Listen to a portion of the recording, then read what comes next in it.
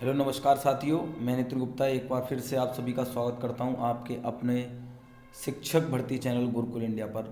तो साथियों, इस वीडियो में हम करने वाले हैं आपका हिंदी पेडागोजी का पोर्शन जी कि आपका सीटेट 2012 में जो है फर्स्ट पेपर आपका आया हुआ था, उसको आज सॉल्व करने वाले हैं। इसमें मैं आपको ट्रिकी वर्ड बताने वाला हूं जिनसे आप क्या है ऑप्शन को सही और गलत जो है करने वाले हैं। अगर आपको क्या है क्वेश्चन याद भी नहीं है, आपने पढ़ भी नहीं रखा है, तो आप ऑप्शन को किस तरीके से हल करेंगे इस वीडियो में हम डिस्कस करने वाले हैं। ठीक है, जो साथी चैनल पर पहली बार आए हैं शिक्षक भर्ती की या आप सीटेट या यूपी टेट किसी भी शिक्षक भर्ती की तैयारी कर रहे हैं, तो क्या चैनल को सब्सक्राइब कर लेंगे और बेल आइकन को भी प्रेस कर लेंगे, जिससे क्या होगा इस चैनल पर कोई वीडियो आएगी उसको नोटिफिकेशन आप तक तुरंत पहुँच सकेगा।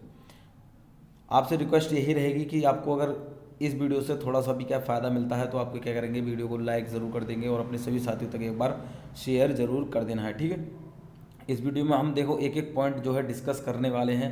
एक एक पॉइंट को जो है आपको मैं खोल कर बताने वाला हूँ और किस तरीके से आप ऑप्शन को क्या सेलेक्ट करेंगे कि आपका ऑप्शन जो है सही है। ठीक है, चलिए चर्चा करते हैं। तो देखिए, सबसे पहले चलिए पहला प्रश्न देख लेते हैं।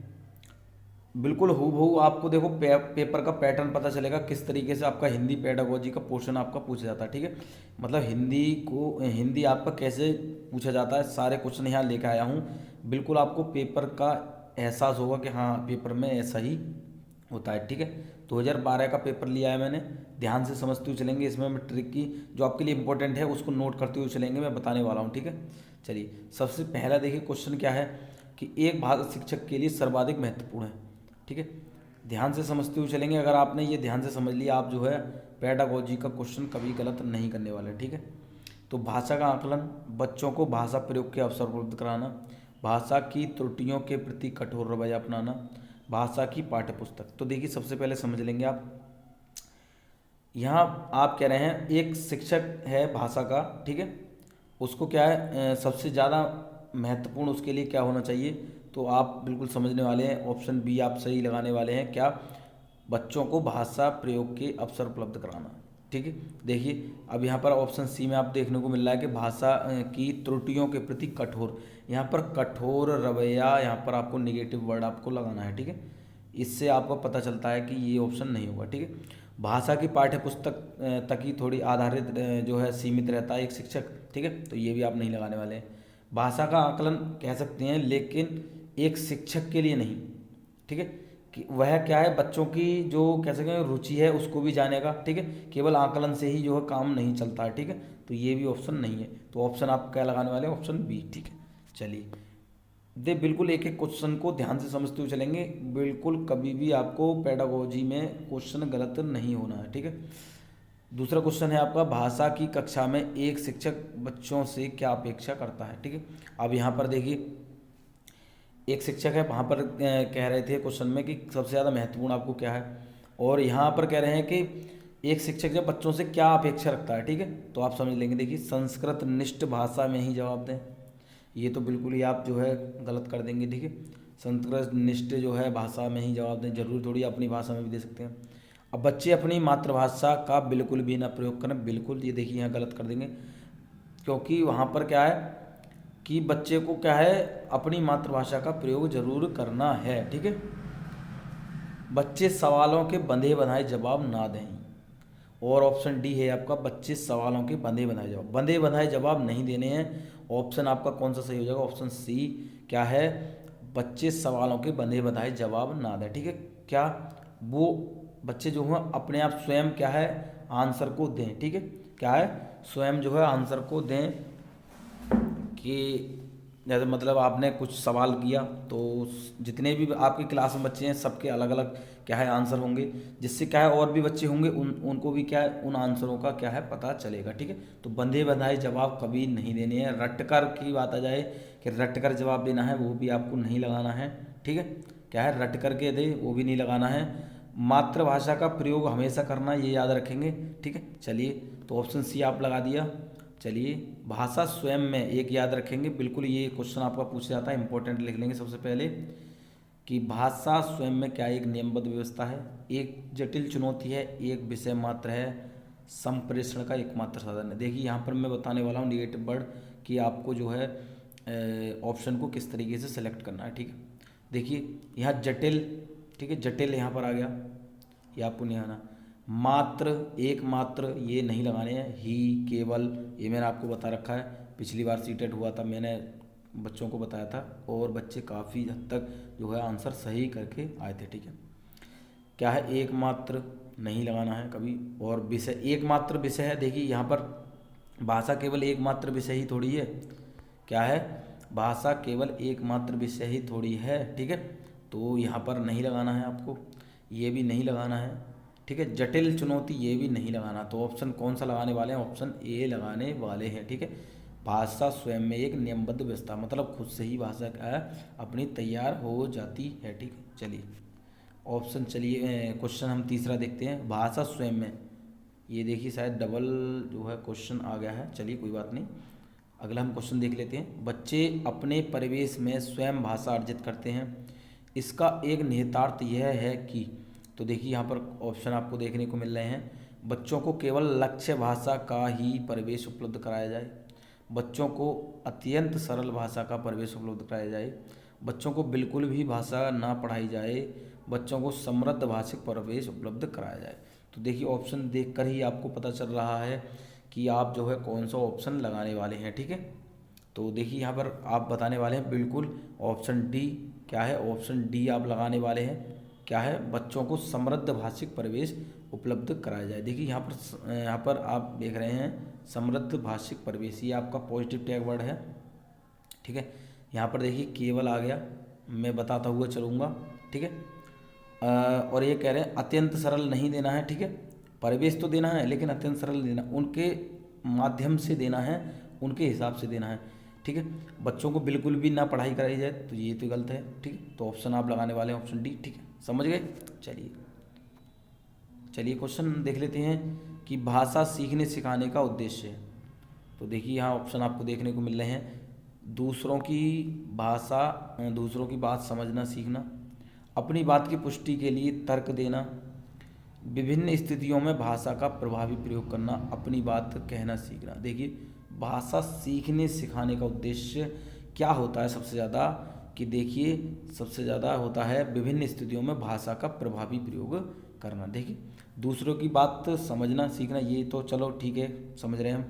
अपनी बात की पुष्टि के लिए तर्क, ये आपको इसमें जो है ज़्यादातर आपको ऑप्शन सही लग रहे होंगे, लेकिन कह रहे हैं विभिन्न स्थिति, मतलब हर तरीके की कोई भी स्थिति आ जाए अपनी भाषा को उनके समक्ष रखना, जिससे कि क्या दूसरा व्यक्ति जो है वो भाषा समझ सके। ठीक है, आपके मनोभावों को समझ सके, ये आपको ऑप्शन ध्यान से समझना है। ठीक है, विभिन्न स्थितियों में भाषा का प्रभावी प्रयोग करना। ठीक है, चलिए अगले क्वेश्चन की हम चर्चा करें तो क्या भाषा अर्जन में महत्वपूर्ण है, ये क्वेश्चन भी पूछा जाता है, इंपॉर्टेंट लिख लेंगे।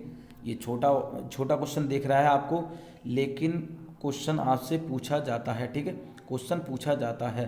ठीक है, तो यहाँ बताने वाले हैं भाषा का शिक्षक, भाषा के विभिन्न रूपों का प्रयोग, भाषा का व्याकरण पाठ्य पुस्तक। यहाँ कह रहे हैं भाषा अर्जन में महत्वपूर्ण है।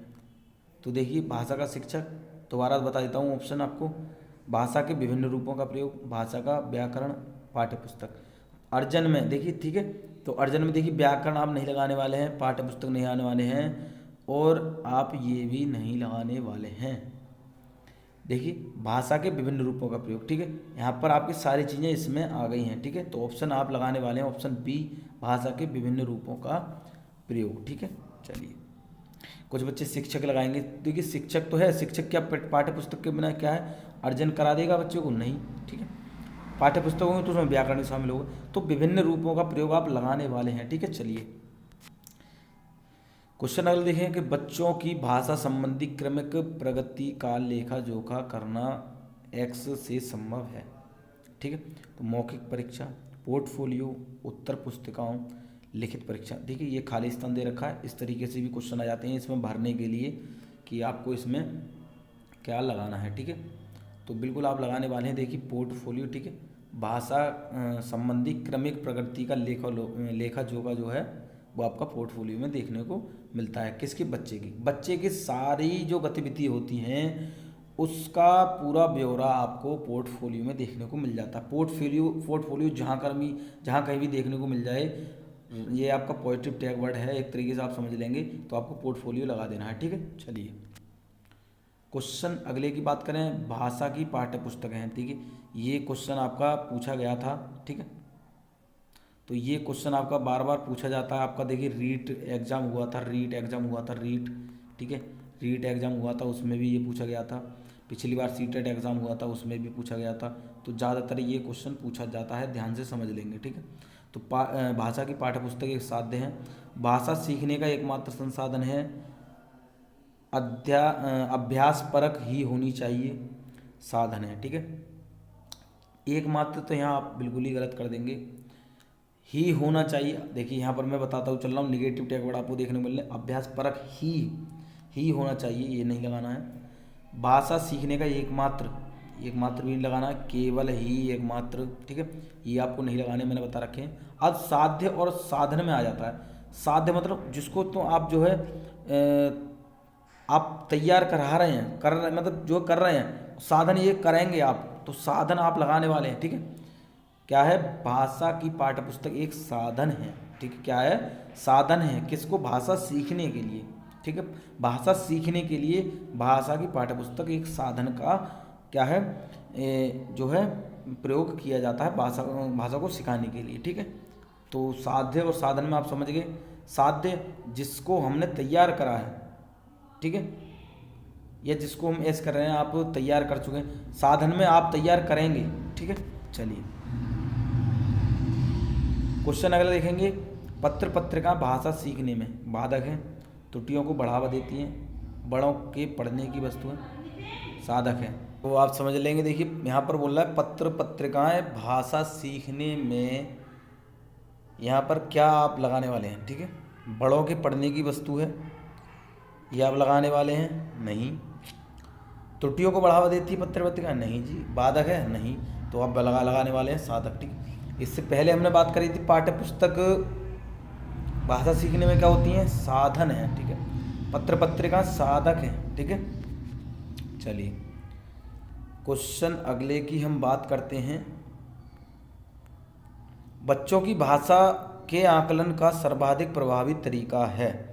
तो देखिए लिखित परीक्षा, प्रश्नों के उत्तर देना, प्रश्न पूछना और पढ़ी गई सामग्री पर प्रतिक्रिया व्यक्त करना, श्रुतलेख।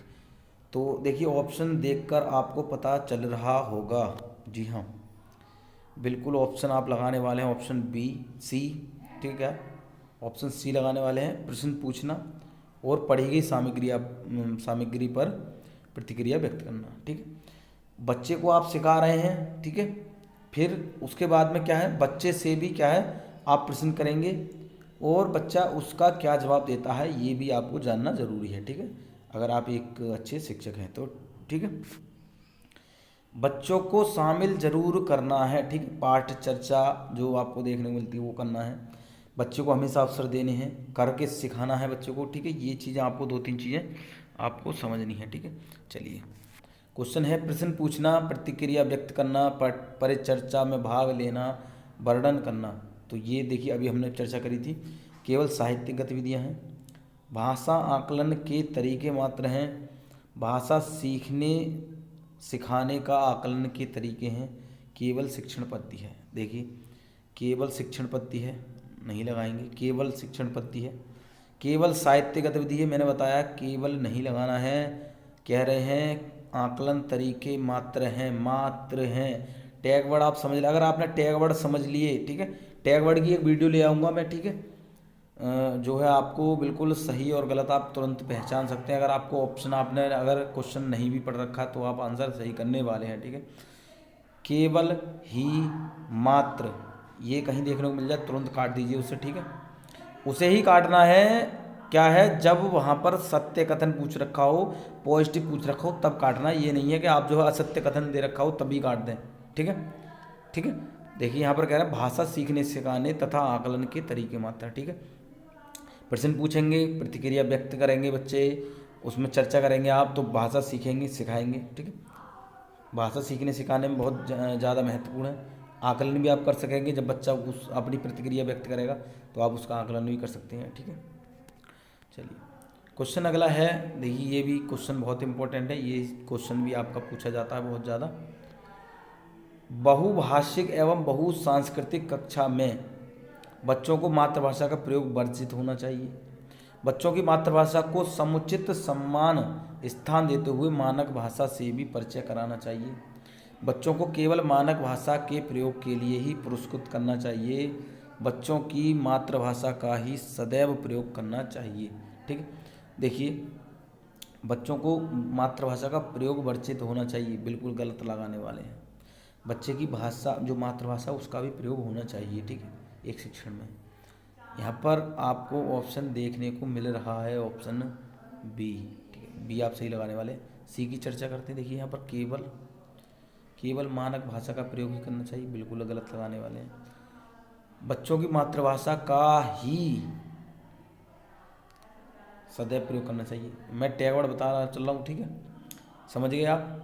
चलिए, आपने सही कर लिया ऑप्शन बी कि बच्चों की मातृभाषा को समुचित सम्मान। ठीक, जो जिस परिवेश से बच्चा आ रहा है, ठीक है, उसको क्या है उसमें सम्मिलित करके उसी बेस पर क्या है बच्चे से क्वेश्चन करना, प्रश्न पूछना। ठीक है, जिससे वो क्या है आंसर उत्तर बताने में आसानी उसे महसूस हो। ठीक है, तो उसकी भाषा को भी उसमें शामिल करना है। ठीक है, ये कह रहे हैं स्थान देते हुए मानक भाषा से भी परिचय कराना। ठीक है, उसकी भाषा को भी यहाँ पर क्या है सम्मान देना है। ठीक है, उसकी भाषा को भी रखते हुए जो मानक भाषा है उसका क्या है उसको ज्ञान कराना। ठीक है, चलिए क्वेश्चन अगले की हम चर्चा करें।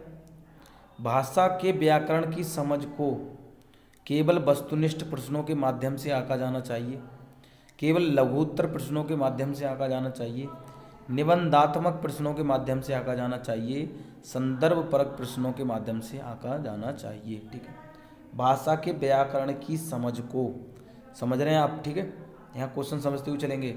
भाषा के व्याकरण की समझ को देखिए, केवल वस्तुनिष्ठ, केवल लघुत्तर, ये पहले तो आप यहाँ दोनों ये काट देंगे तुरंत ही। ठीक, केवल ही मात्र मैंने बता रखा है, आपको काट देना है। ठीक है, चलिए यहाँ पर बात करने वाले हैं। देखिए यहाँ ये हमारे दो ऑप्शन तो कट चुके हैं। बात कर रहे हैं, देखिए निबंधात्मक प्रश्नों के माध्यम से आंका जाना चाहिए, बिल्कुल आप लगाने वाले ऑप्शन सी। क्योंकि देखिए मैं चौथा भी आपको बता देता हूँ, संदर्भ परक प्रश्नों के माध्यम से आंका। देखिए संदर्भ परक मतलब बच्चा क्या है, आपने कोई भी एक कह सकते हैं श्लोक दे दिया या कोई भी एक ऐसी चीज़ दे रखी, उसको क्या है आप जो है उसमें अनुवाद करा रहे हैं, ये नहीं। अब आपने एक टॉपिक दे दिया, जैसे आपने दिवाली का निबंध लिखने को दे दिया। ठीक है, तो बच्चा अपनी अपनी भाषा में लिखेगा कि हम दिए जलाते हैं, हम पटाखे चलाते हैं, हम ये करते हैं। ठीक है, सारी चीज़ें बच्चा अपने लिखने वाला है। ठीक है, तो निबंध के माध्यम से जो निबंधात्मक प्रश्न होते हैं इनके माध्यम से बच्चा अपनी अभिव्यक्ति व्यक्त करता है। ठीक है, क्या है बच्चा अपनी अभिव्यक्ति व्यक्त करता है। आप जो है वो सबसे ज़्यादा जो है उसका आकलन कर सकते हैं इसके माध्यम से। ठीक है, उसकी कमियों का आप पता लगा सकते हैं। ठीक है, कौन सी आप मात्रा वहाँ गलत कर रहा है। ठीक है, ये चीज़ आप समझ सकते हैं। जब तक कि क्या है वो खुद से अब बंदे बनाए अगर प्रश्न होंगे, जैसे हमने चर्चा करी थी, तो क्या है कि हाँ ना। ठीक है, और आपको मतलब वन नंबरिंग एक शब्द वाला जो आंसर होता है वो भी नहीं। ठीक है, तो निबंध परक या आपके कह सकते हैं कि बच्चा अपनी अभिव्यक्ति जहाँ पर व्यक्त कर रहा होगा वो आपके ऑप्शन सही होने वाले हैं। ठीक है, चलिए क्वेश्चन अगले की हम चर्चा करें कि निम्नलिखित में से कौन सा भाषा शिक्षण का उद्देश्य है।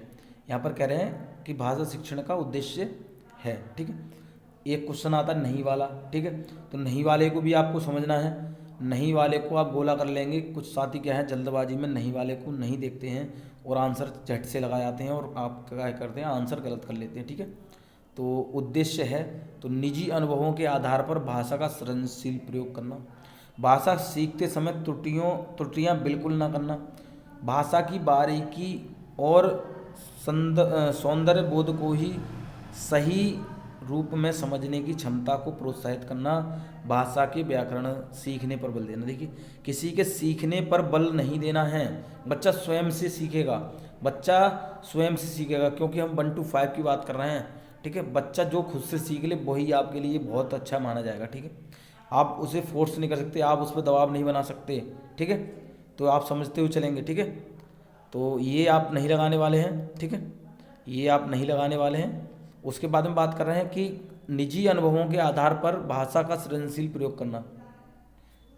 आप अपने आधार पर थोड़ी करेंगे कोई भी चीज़, ठीक है।